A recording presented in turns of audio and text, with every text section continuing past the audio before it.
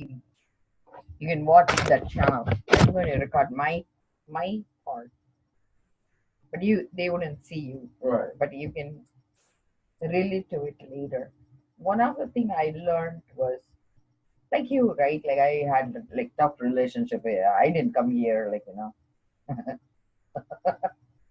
when I look back at my life, how stupid I was. Yeah. So like when I arrived here, I'm not like saying like I came with like all this rose-eyed view of the life and stuff. Each thing I had to learn, I paid a price. I cried my cry. I was lonely. I was afraid, and I was so afraid. Just like you saying, like you're so afraid to lose the family. Like my three kids. That's the reason I stayed in a very difficult relationship because each time I wake up, I said it's worth it. Let me fight one more time. But why I'm bringing it up is like in 2016, I went to meet my teacher. My teacher is a clairvoyant. And you see him everywhere. Yeah. The reason I love him as a teacher is clairvoyance is you work with energy. I work with energy, and he actually connects with me in energy. And I don't know whether you'll understand that, but like when I was 8 years old, because my mom's book and what she was into, I kind of can understand. Yeah. So I can feel him when he's around, and I'm going to show you a picture so you'll understand. Right when I ask for validation from my teacher, he'll immediately send it. So here, look at this. Right, this is like indirectly a spiritual sign. It's actually a lotus. They call it shower head lotus. Okay. Mm-hmm. So I was looking for validation. The shower head lotus, the middle part is pure light. Mm-hmm. These are 4 directions: north, south, east, west. Okay, so your answers will come from all directions, and each direction has a purpose. Like one means holding true to your word, be integrated and being truthful, being honest. That's one direction. The other direction is to have authenticity. That is doing something because it's the truth inside you want to express, not be hypocrite and pretend that you are something you're not. Okay. Yeah. The third one is actually taking responsibility for what you need to do, whether it's a relationship or a commitment you give to yourself or others. You follow through, right? Word is empty if you don't follow through, right? Responsibility. Last one is to make people achieve their goals in life, because not only we want to get where we need to go, but the way we fulfill our life is truly understanding what the need of another person is, hearing them properly. Once you hear them, be able to influence them so they need to go where they need to go. So essentially, doing their agenda, but with no underhand agenda. You understand what I'm saying? No, by doing that, no ulterior motives. Ulterior motives. Like you are not an infomercial. You're not selling your idea. Yeah. You're like instead doing something kind for something when nobody's looking. That's right. So when you do this all properly, inside you feel so fulfilled, and you're a spark of your highest self, because ultimately it's about us reflecting God in us, right? So that's all we need to do. This is what that meaning is, that 5. Okay. So one day I was like driving and I'm saying, God, please give me a validation that I'm on the right path. And this is what in the sky it showed up.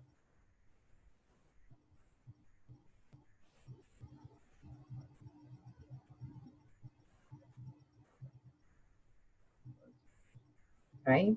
So the exact thing I was looking for was validated for me. And this is the way my teacher reaches me. So I don't even have doubts anymore. Do you see that? This one is reminiscent of Yeah. The one in the middle is something like you would see in an orb. No, but like what I'm saying is that is exactly what he was showing in his picture. This one here on top of my thumb. Wow. It's almost like a face, like you almost see in an orb, orbs. But that's what I'm saying. When you see these things, right? I don't doubt my teacher. Yeah. But I never even saw the face until just now you pointed out. Isn't that way? But anyway, so that's what clairvoyance is. Clairvoyance is you get answers from other side that you cannot even imagine, right? Yeah. So when my teacher, why I'm bringing it up is I was always looking for true love, soulmate, and all the other bull crap. There isn't such a thing. So one day I was telling my husband, I said, I want you to be my soulmate. And I said, let me put an end to this agony. So I told him, take off your shoes. So we sat together. I touched my soul to his soul. I said, my dream is fulfilled. Soulmate. Yeah. I said, now I don't need to agonize anymore. Yeah. Yeah. Well, you did it. But anyway, he was like saying, what the heck are you trying to do? I said, this is enough. I got stuff to do, You don't have to. What are you doing here? You're wasting my time. You're like, well, I'm good. Yeah, because I was till then, I'm like saying, why is it, I went through agony. And then finally, when I met my teacher, the thing that occurred to me was I was running all the time in search of this perfect relationship because the piece that was missing was me. It's not about anybody else. Like, see, you are saying again and again, I'm afraid I'm going to lose the family. The family is inside you. It's a memory of them inside you. At some space, you feel you do not hold that space for them. So the whole journey afterwards, I found out, is all in search of me, right? The piece of me that was missing, the piece of me that was missing, because the whole world is about the memory of our entire experience inside me. And because that memory is not sweet, I'm again and again seeking that sweetness of memory. So, like you said, you missed your mom. You're seeking that sweetness of the memory. So I felt when I finally met him, that's what it occurred to me. I'm saying, how stupid I am, running all the way to India to meet my teacher. In his space is when he cleared my energy in such a way I could finally arrive at a place where I said, I am enough. What stupidity is this? So I actually felt like, he was sitting in the middle of the chair. He doesn't make eye contact when we are there. In his portal, he exposes us as our highest intention. And when I wept because they were playing in a background music. This music is in Tamil, and I'm going to sing it. Like, I don't think you will understand. It says, பொன்னார் மேனியனே புலி தோலை அரைக்கி செய்து so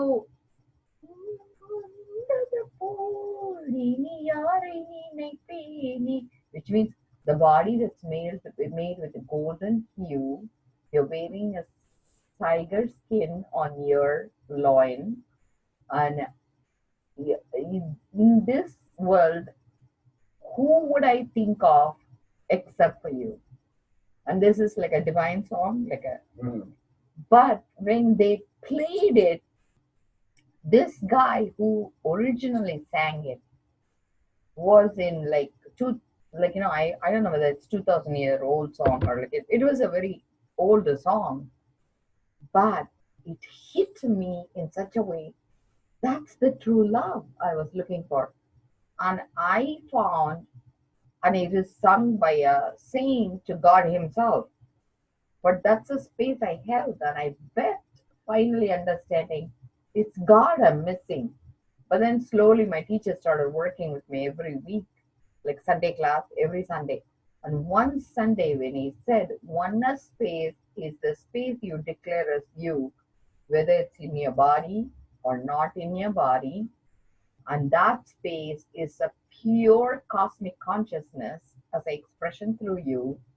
Qualitatively, it is the same. Quantitatively, is only different. And that's when it hit me. So what I am is an expression of God, right? Like if you think of it that way. And what I was looking for was that pure space of God inside me. And that's what I was missing. What I was missing was being in love with me, not about anybody else. And I felt that is where I said teachers are very important, because What they create is a space in you to take away all the self doubts. There's no more doubts left. There's no self hatred. And he says, take away your self. He called it SDHD, no self hatred, no self denial, no self doubt. SDHD. And second thing is, don't come into stupid conclusion when people say something. Don't think this is what they mean because of your past experience with that word.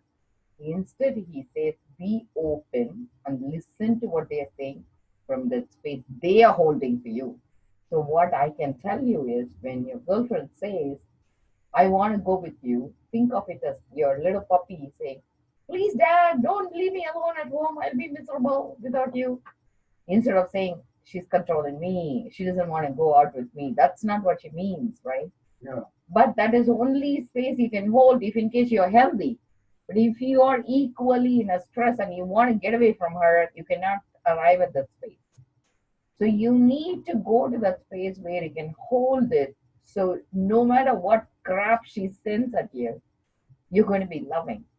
And you know, the best part about life is the person who's very close to you are the one, I even told them, somebody, they are the one that's going to fire up your butt. It's like your rocket. You reach your station as quick as possible. Yeah, it only makes sense. So, but the thing is, if you come from a space of love, it doesn't aggravate you. But if you come from a space of right and wrong judgment, it is aggravating. So you need to say, hey, I'm mentally so sick. I need to go. I'm getting queasy. You need to use a word. So you create, like, a space that she herself says, get away from me. I'm scared for you. I'm going to blow my top or like whatever it is. You need to say it in a way because what she's saying is, I'm going to go have fun without you. Instead, say it in a way that she's going to be so sorry that you're going to be miserable by yourself. Yeah. I don't know how you're going to talk it, but that's what you need to do. Because sometimes you need to trick them first, and then they can get on the same page with you. Yeah, and this woman that she brought me to told her, but not as deep as what you said, nearly, because this lady was just out of it, you know. Shrink that needs the shrink. She's talking to me, and I'm like, I did this at 11, 12 years old, like, you know. She's like, oh, say these five syllables, and you will calm down, and the need for whatever will go away. And I'm like, oh my god. And everything started to turn from me, kind of go towards her. And she was like, she felt it. And she's like, okay, I think we're good. And I said, can we go see somebody? We'll go back to Ruth if you want. We'll go back to Ruth if you want. She goes, no, I want to go back to her. I don't need to go to anybody. I'm like, okay. I'm like, well, so I didn't really push it much further, you know. But now I think we're at a point where if this is to be salvaged, and see, like I said, it's nothing need to be salvaged. The only thing you need to figure out is why is it so important for you to tell her everything you do? Why do you need to tell her you're going to go fill air in your tires? What big deal? Right? Like, why you need her permission? Hey, honey, I have some work to do. Me leaving without her is such a huge. That's because you made. See, the thing is, you raised a monster in your relationship. That's because she's using it. And yes. So you need to no, and also you trained her to treat you a certain way, right? So now you need to say, okay, honey, I have reached the stage 2 in my recovery, and I need to be treated another way. But you need to do it in a way that it makes sense to you, but at the same time makes her feel loved too. See, the thing is, it's not about her. It's about you to say, okay, why do I need this space? See, you did want to do a drive, but it's to test the car, you're saying. But for some reason, she's perceiving you're going to have fun without her, right? So you need to say it in a way, why is it important for you? Because you can say, hey, I never had a car for 2 years. You don't need to say it at that time. Only, I don't think you even need to validate. I personally wouldn't validate because I feel my husband, I would never give him information because I feel it's not his business. Sometimes I go, actually, I eat out by myself. I go to a movie sometimes. I just take off. I say, hey, I have some appointments I need to do. So that's because I am very independent by nature. And that's why I'm surprised you're putting up with all this shit. Seriously. You know? And I'm like saying, here I am. But my husband wouldn't put up with crap with me either. He says, too bad. You feel that way and he'll just walk out. So we test each other. Like he's equally tough with me. Yeah, He's yeah, if I'm tough as a nail, can you imagine him? yeah, right. I'm So like, I don't know. It just turned quickly. that's because it's very codependent. You both have a very codependent relationship, which served a purpose for some time because you did feel loss of your mom and it served a purpose. And now, just like you turning a 7-year old, right? And your mom let you go, same way. At this point in your relationship, you need to have a breathing space, but you need to do it in a way that makes sense to you. Maybe you create a convenient way of walking every day for 10 minutes by yourself. I've been Say, thinking about that for like 5 months. Like what walk, prevents you from doing it? walking. Did you want to go with me?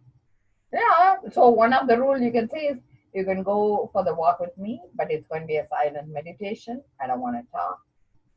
So like what I'm saying is don't think that she's there. You wouldn't allow anybody else in the road not to walk, right? You're going to. So Right. think of her as a stranger. So we go, me and my husband, I yap a lot. Like so my husband will make a strict rule. If you're going on a walk, no talking. So because I like to talk about birds, bees, and all this stuff. He says I turned the subjects 4 or 5 times. He says Yeah, it's mind real. yeah, yeah, yeah, So, but that doesn't mean it's bad. Remember that. You just yeah. have to say this is what I need to do. I need to have a calm time. And I told my friend about these things before I leave. I have to go to the bathroom after, but I told my friend about these things, and he just said, "Oh my God, is he sick? What are you doing? She's so messed up." And I'm like, he's like, "No, no." He's also he was a heroin addict for 32 See, years. when you focus on her being sick, you are again aggravating a problem because what happens is mentally when you project she's sick, she's going to act out.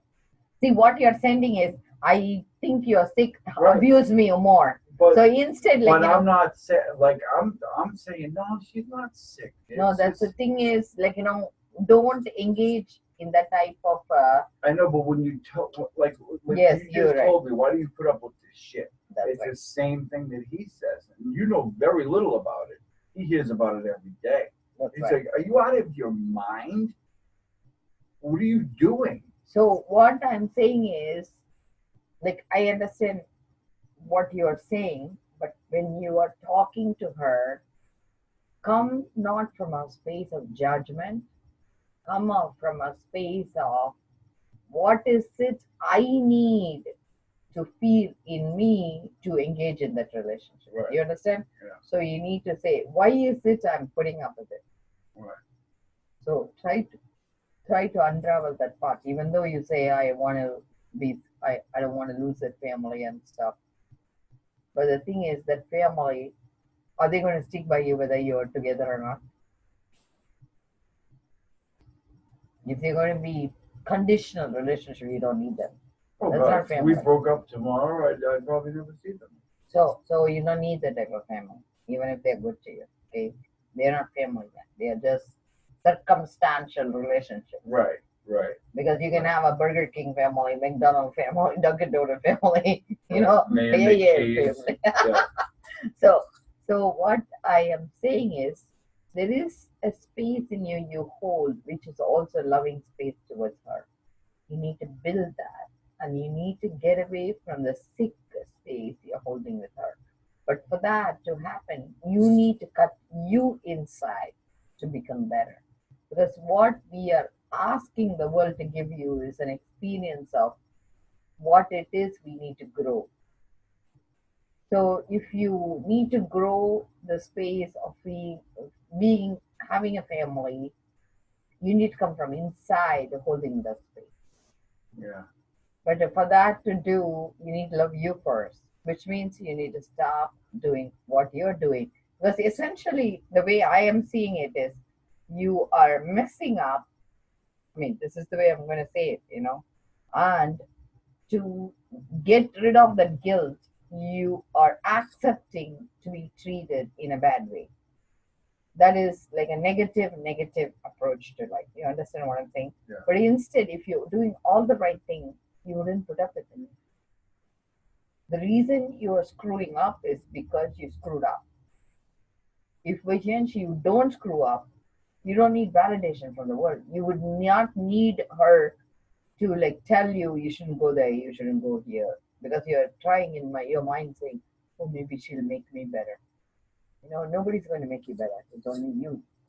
Yeah. And when you don't do the right thing, or rather, it's the same thing with me. When I screw up, I want my husband to approve me so that I don't need to feel bad inside. And nobody approves us. The weird part is validation comes from inside, not from outside. Nobody's going to tell you you're a good person. Yeah, and I know that. I've learned that. I know that. I've done enough work on myself to know that. But you just find yourself in situations all of a sudden. And also, And like, they're there, and you have to deal with them. It's like, you know. see, the thing is, right, every day morning, be willing to forgive her. Every day morning when you wake up. The second thing is create a space for you that is alone space and build on it. Whether it's a walk or whether it's going to go for a coffee or something, you need to have your own private time. And how are you going to create that? When you go to poop in your toilet, she's not coming inside, right?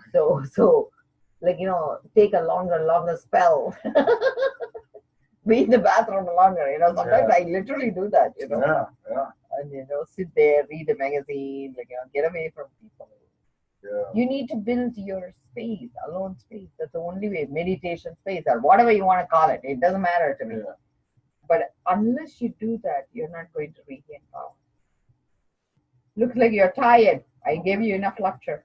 No. It's not you. I was tired when I walked in. Okay. So bring her next time. We'll talk, okay? Yeah. I'm proud of you.